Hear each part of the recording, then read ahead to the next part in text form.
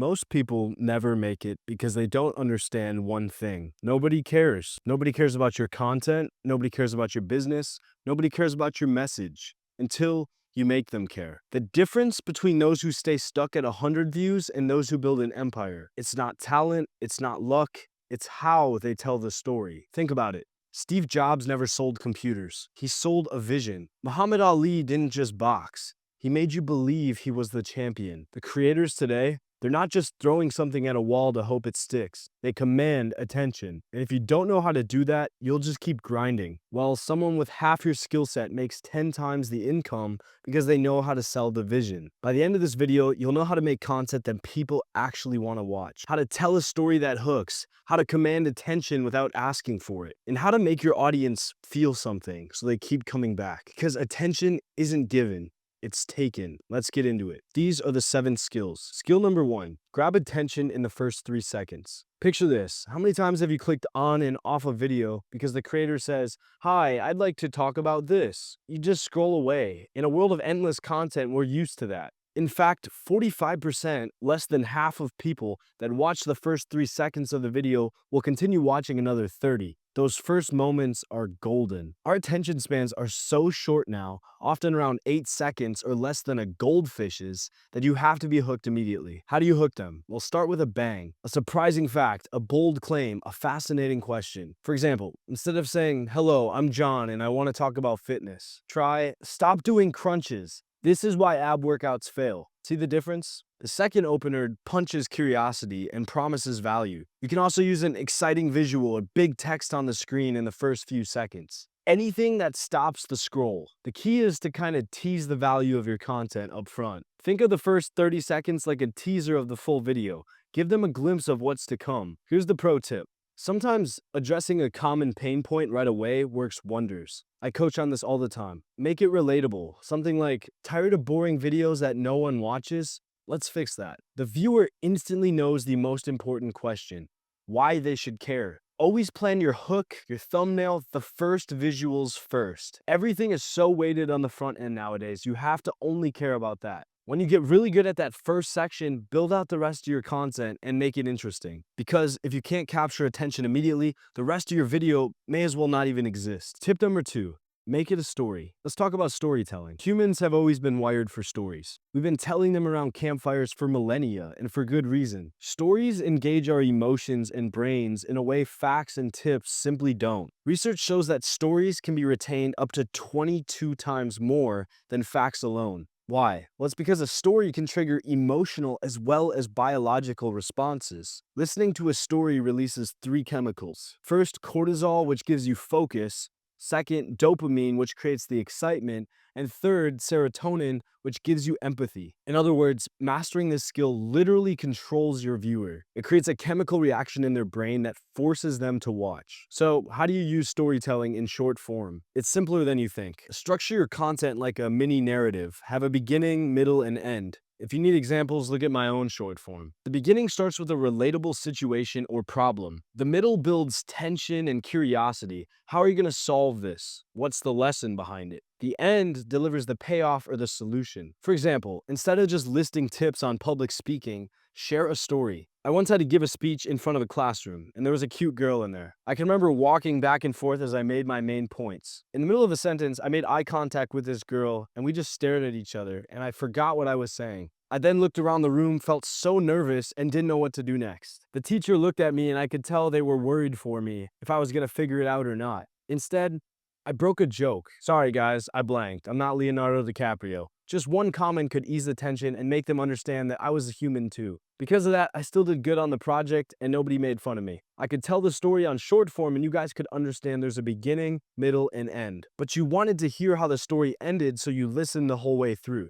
I want you to include elements of a big conflict or challenge. As well as that, show the resolution. Think of any action movie you've ever seen. You know, in Lord of the Rings, they're taking the ring to Mordor and encounter several enemies. It's not simply a walk in the park, there's challenge for a reason, to make the story exciting to the listener. Even better, find a way to tie the lesson into the story, as many movies do. I tried making a cake and it collapsed. but it taught me a genius baking lesson. This keeps people hooked because in our brains, we love that setup to payoff. Just make sure you close the loop in the end, or people are going to get frustrated with you. I see that all the time. A good strategy now could be rerouting people to your profile and having them view more of your videos by having them continue in sequence. All in all, remember, you don't have to be J.K. Rowling writing Harry Potter to tell a good story. Use personal anecdotes, examples, and hypotheticals to tie into your message. By wrapping your message in a story, you educate and entertain at the same time. The biggest currency nowadays is attention, and so having them invest is pure gold. To implement this, I want you to ask, what's the story behind this message? Even a 30-second TikTok can have a beginning, middle, and end.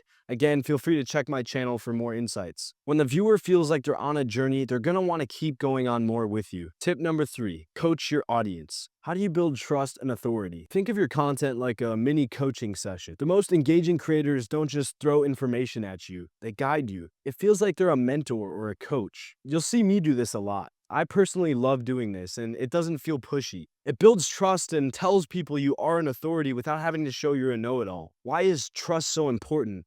Because trust inherently is the foundation of loyalty and even bigger, deeper emotion. 81% of customers, almost everyone, says trust is a deciding point in the purchase. If your viewers trust you, they'll come back for more because they know you won't lie to them. Because of that, they'll like your content more. They'll listen to your message and engage with your brand on deeper levels. This is huge for referrals to your community, your program, or whatever you offer in this space. To build that trust, you need to balance expertise with relatability, or authority and influence. To do this, ask 2 questions. Do you show them you understand your struggles, and do you show them you have a way to help? For example, this is what a fitness coach might say. I know sticking to a workout is hard. I struggled while working a 9 to 5 too. Here's what worked for me. By acknowledging and sharing the pain, I struggled too. You show them that you've been there. It's that emotional connection. Then by offering the solution, that here's what I learned, you demonstrate the expertise. This 1-2 punch, empathy and expertise, is the combo. It's what I call coaching style content in action. What I would tell anyone is be generous in your actionable tips. Answer the burning questions and address their fears. If you're a career coach and people ask, how do I handle rejections? Make a video on that. When viewers see you're consistently solving problems or giving them advice, you become the go-to resource. The worst thing you can do is gatekeep all the answers behind a paid community. I have a paid community that teaches people exactly how to set it up and handles the technical details, but I answer all the questions in regular content. There's a difference between that. Share the quick wins, the success stories. This is what my client did on your public videos. Those real examples prove you can walk the talk, which boosts your authority. Most importantly, be consistent and transparent. Trust isn't built overnight or in one viral clip. Post so regularly that people know that you're here to stay. More importantly, be human. Be honest if you don't know something or if you made a mistake. It's a sign of something most people lack nowadays: integrity. The military taught me that well. Over time, this approach shows viewers they know you and can rely on you. They start to think, hey, whenever I need help with X topic, they have my back. The feeling is powerful. So many people want loyalty nowadays, and that is the way to build it. And a quick aside, don't confuse coaching with being dull or preachy. Great coaches inspire and uplift. Speak to your viewers at an equal level, not down at them metaphorically. Encourage them with a can-do attitude. When your audience feels supported, they'll trust you as an ally and want to learn more. At the end of the day, coaching is a skill that takes time to practice. You're on the best route to do so. Number 4, be authentic and relatable. You ever notice how some creators feel like friends and other ones feel like infomercials? The difference is that authenticity. In a world where viewers are now swiping past the slick videos, being genuine is where people build connection. In fact, a recent study found 77%, or almost 4 in 5 people,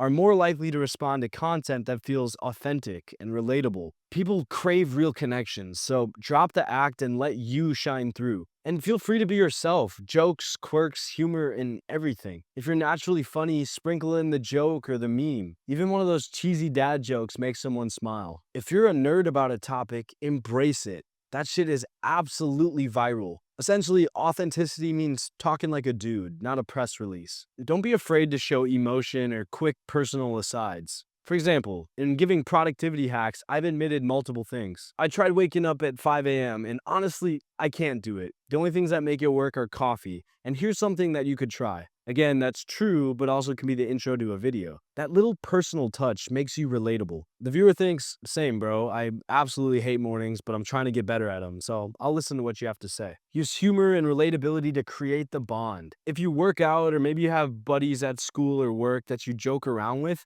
think about how strong your bond is. That's essentially what you want to do for your viewers. You're not trying to hit everyone with your humor type or your inside jokes, but the right people will find you. It's a numbers game, just like any sort of marketing. A lighthearted laugh or a smile can keep people watching and break the ice. It can be as simple as like a funny analogy. Creating content without a hook is like telling a joke without the punchline.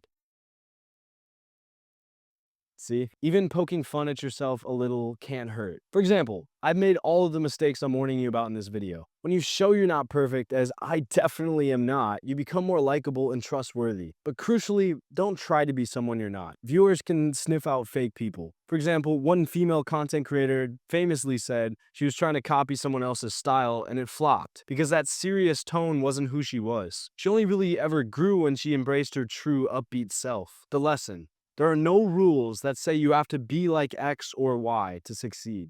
If you're goofy, be that. If you're calm and thoughtful, also be that. Because why would you build a community of people that are attracted to a style that isn't you? Authenticity attracts your tribe, the people that vibe with you. You might not appeal to everyone, but that's the point. You're looking for the 1,000 people that you know will have your back rather than the 10,000 who just clicked once and found one thing funny. Because at the end of the day, engagement is what matters. Finally, authenticity builds trust. There's that word again. When you're consistent on camera with who you are off camera, people know you for the real you. Yeah, I'm just as fucking weird as I am on the camera off camera, and all my buddies know that. In fact, sometimes I'm weirder on camera. I literally had music on to hype myself up for this video, and I was like doing little dances around my living room because I was so excited to get this video done for the night. So I could go to bed, honestly. You want to have that edge, right? Just like a new software, a new company enters the market with that unique value proposition, that's your personality. Whether you're teaching coding or makeup, that unique flavor is what sets you apart from the crowd. Otherwise, they just go watch the person you're copying. To summarize this tip, have fun, and your audience will have fun with you. Number 5, deliver value to make people stay. Here's the hard truth, and I mentioned this earlier. If your content doesn't deliver value, people aren't going to stay around. You can't gatekeep everything. People are always going to ask, what's in this for me? So answer that. In every new piece of content, give them something that inspires them, makes them laugh, or just gives them value. The more value someone gets, they're more likely to stay to the end and hit the follow button, which I'm hoping you will do. One major tip: get to the point quickly. Don't drag out the setup. Remember that attention span. Studies show that if the video is under 60 seconds, 66% of viewers will watch it all the way through. So you're never really aiming for 100, that's great if you hit it, but 66% is kind of your average. But it's insanely less if it's more than a minute. So keeping your content short improves retention. It's literally part of the formula. The longer the content is, the easier it is for someone to get to the end. So getting to the point quickly makes it more likely for them to get to the end before their attention drifts away. Plan the main takeaway or call to action you want your audience to take and deliver it without the extra fluff. When editing the video, this video will probably be a lot longer in the raw format because I'm editing out all the unnecessary things I'm saying when I'm being weird, like I said. A lot of times I'll just sit here and make jokes to myself when I say something funny or wrong, laugh about it, and have to get serious again for my next take. But just understand what points are necessary, and a lot of times I'll script things and then cut it anyway when I decide it doesn't really add to the value. What is in the final cut really matters because it should always drive the user closer to the end. For a how-to video, a lot of people show that end result briefly at the beginning or tease the steps first. For a comedy skit, hook people with the funniest bits first. What I always say is respect their time and they'll respect you with their attention. Always ask yourself, why should my viewer care about this?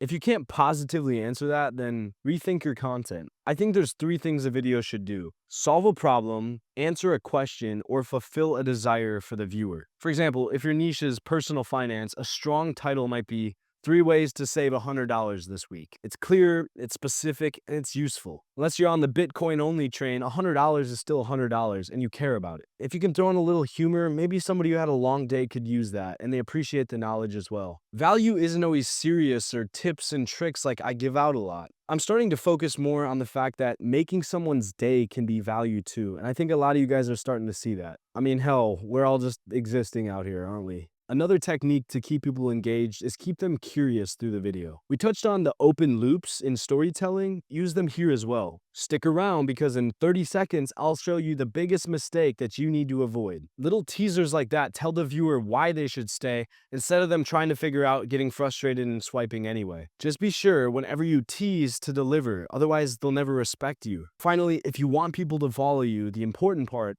tell them what to do once you gave them value. It can be as simple as, if this helped you, follow for more tips. I really hope you guys click the buttons on this video and help me out. The focus shouldn't be getting more followers. I really do tell you guys to actually engage with my account, and a lot of you do it anyways. The higher the ratio is weighted toward giving value and less toward asking for favors or purchases, the more the engagement will go up when it is actually time to purchase. That way you can plan your offers carefully and make sure there's hype around the purchase. That's what then you can charge brands and companies big dollars for, because they know when you promote something, it will sell. Think about Kanye West in the Super Bowl. Remember that t-shirt he sold that was a little bit iffy? Yeah, even because it has that insignia on it and nobody would ever wear it, just because he doesn't drop things like that, usually his name was linked to it and that drove value. Because Kanye is usually just being Kanye and putting out great value and music into the world, so people want to give back to things like that, even if there probably are better purchase ideas. Bottom line, make the content worth your viewers' while. If I respect you watching this and I can see you through the screen, I have X-ray vision, right?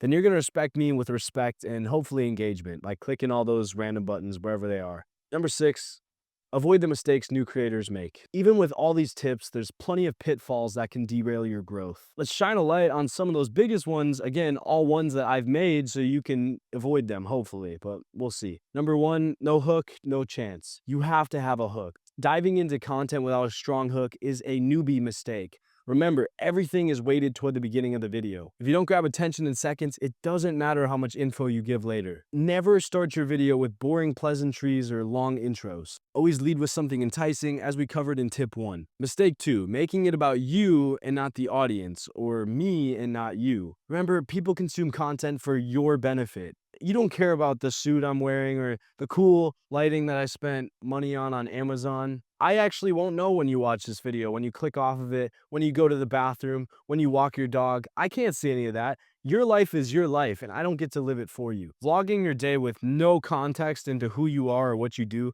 might only interest your mom. Flip the script. Find a way to ask yourself how you can tie everything you would post around the value that you drive with your program or your service. For example, I made a post one time on my private Snapchat that said, "Getting huge so my clients know I'll carry the logs and boats for them," in reference to David Goggins. It was obviously a little dad, cheesy joke, but it did drive value and it made people understand what I do a little bit better and care about them. Mistake 3, inconsistency and giving up way too soon. The difference between you and me is I might have 7,000 or 8,000 subscribers right now, but I also had 200 a year ago. The only difference is, and it might not be true for you, but I knew that I was going to have 7,000 or 8,000 subscribers in a year. And so I was never looking at the numbers. I knew that it was going to happen, and I just stayed consistent to be consistent because that's who I want to be. Too many people judge their results on the actual numbers of engagement, because obviously you want to optimize that at some point, so you have to care about it. I want you to create a schedule that works for you, that you know you can hit,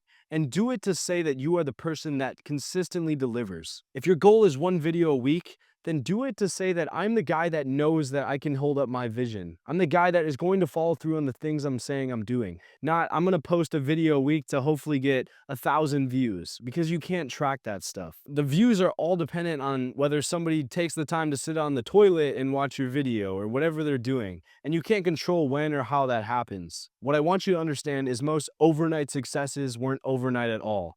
My channel is now 2 years old and I'm at 7,000 to 8,000 subscribers. But in another 2 years, I could be at 100 or 1,000,000 subscribers. But the biggest point is I don't care about that. I'm doing it to show myself that I have the capability to deliver week by week. And I hope you do too. Mistake 4, copying others or lacking authenticity. It's okay to take inspiration, but like we said, don't be a carbon copy of a creator. Audiences can sense inauthenticity. It's kind of a turnoff. Imagine if you went on a date with a girl and you saw her bio and she seemed really cute and nice, but then when you went on the date, you could tell she was completely fake in her personality. Would you want to see her again? If you're a girl watching this, just pretend it's a guy, okay? Like I said, we have a really good bullshit detector, and so don't be the person that gets detected on purpose. I think a lot of creators I talk to and coach think, well, it worked for them, so it's got to be able to get me started at least. If people are going to follow you, it's going to be for you. And when you switch up, even if you gain 10,000 followers pretending to be Alex Hormozy, the people aren't going to keep following you if you're not continuing to be Alex Hormozy. So start from scratch by getting followers that like you for you, or they won't stick around and you'll lose followers in the long run. And finally, mistake 5, perfectionism paralysis. My butt hurts right now sitting in this rocking chair. I can't keep saying the same sentence over and over, so at this point in the video,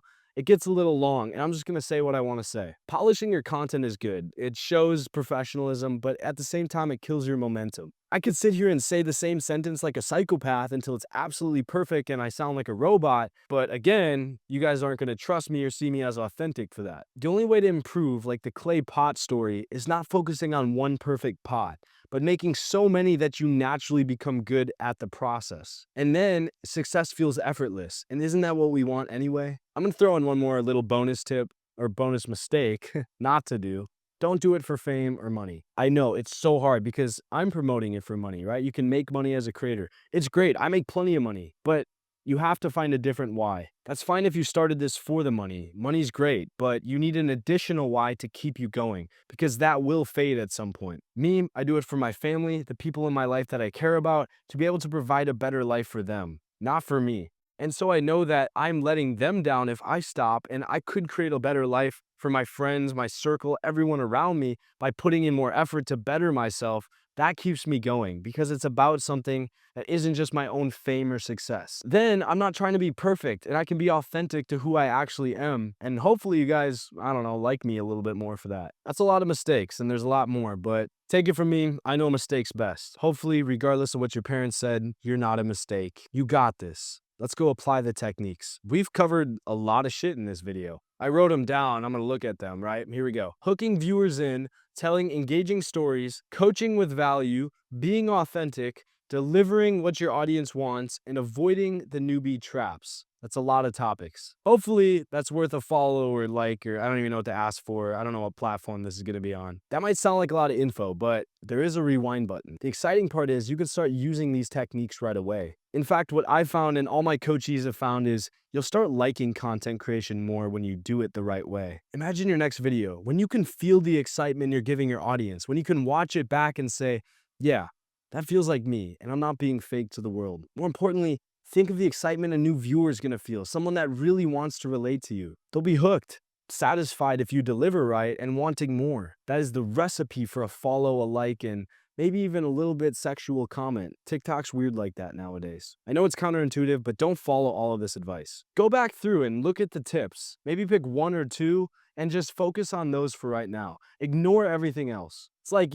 tapping your head and rubbing your stomach at the same time. You got to focus on just one motion before you can add the next one in. You don't have to perfect everything overnight. Just video by video, learn, review, and get better at these things. But just paying attention to them in the long run is how you start implementing and learning. I remember learning a backflip. It was rough at the beginning. I would just land on my neck and all over the place on this mat, but eventually I could commit to it more and more, and little by little, every rep I threw of it, I was landing now on my knees, on my shins, and eventually on my toes and feet. It's a process, and understand that you're going to go into the fire for the beginning, but being in a community of people like the link below in our Ascend community that's completely free, of people that support you and are doing the same thing, is how we all do a little bit better in this world. We love community, we love storytelling and sharing those insights, and we're here to help you if you guys want to join. Even the biggest creators didn't have AI, Google, ChatGPT, all these crazy tools we have nowadays,